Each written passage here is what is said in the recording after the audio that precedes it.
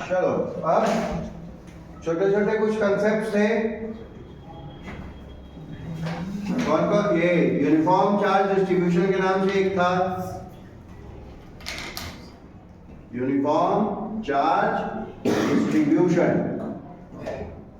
तो ऑब्जेक्ट्स तीन तरह के हो सकते हैं, 1 डायमेंशनल, 2 डायमेंशनल, 3 डायमेंशनल। उसी के अकॉर्डिंग यहाँ भी तीन तरह के होते हैं। तो 1 डायमेंशनल मतलब वायर, 2 डायमेंशनल मतलब शीट और 3 डायमेंशनल मतलब वॉल्यूम, है ना। तो यहाँ भी तीन होते हैं।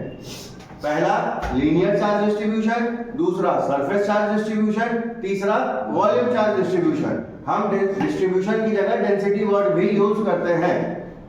तो लीनियर चार्ज डेंसिटी भी होता है, सरफेस चार्ज डेंसिटी भी होता है, वॉल्यूम चार्ज डेंसिटी भी होता है, ठीक। और ये वैसी जगहों पे काम में लेते हैं जहां पे पॉइंट चार्जेस का काम नहीं है, मतलब वैसे ऑब्जेक्ट्स जिनका मास का साइज ज्यादा है चार्ज के कंपैरिजन में, वहां हम मान लेते हैं कि जो टोटल चार्ज ऑन बॉडी है वो पूरी बॉडी पर, चाहे वो लेंथ में हो, चाहे वो एरिया में हो, चाहे वो वॉल्यूम में हो, वो पूरी बॉडी पर यूनिफॉर्मली डिस्ट्रीब्यूट होगा।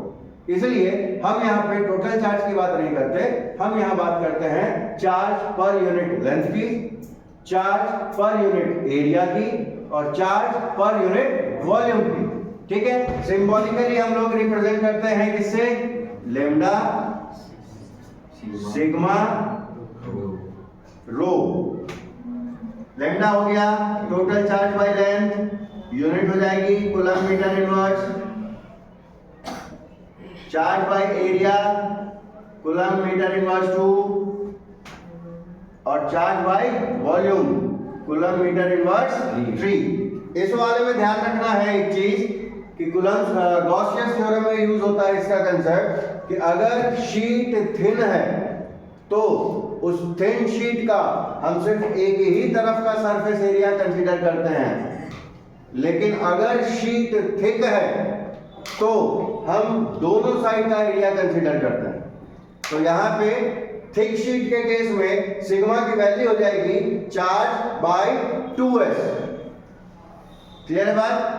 थिन शीट में सिर्फ एक तरफ का चार्ज, थिक शीट में एक तरफ का सरफेस और थिक शीट में दोनों तरफ का सरफेस, ठीक है। तो उसके थिक शीट के केस में क्या फॉर्मूला हो जाएगा? Q/2s, ठीक है। फिर नेक्स्ट दूसरा टॉपिक है तुम्हारा छोटा सा इलेक्ट्रिक डाइपोल का।